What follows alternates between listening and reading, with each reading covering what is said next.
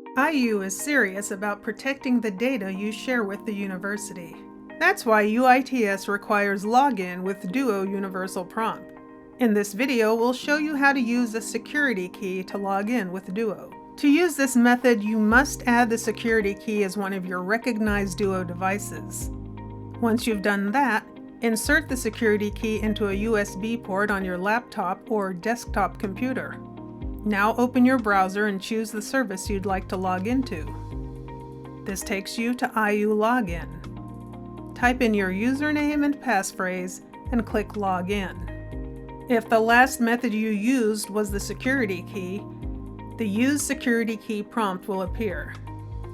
Tap the security key to accept the push. If security key was not the most recent method used, the Check for Duo Push prompt will appear. From the push prompt, click Other Options and then Security Key. When the security key prompt appears, tap the key to accept. You can click Yes, Trust Browser to log in less often. Thank you for doing your part to keep IU systems secure. Visit kb.iu.edu/d/bfkp to learn about setting up Duo on your devices.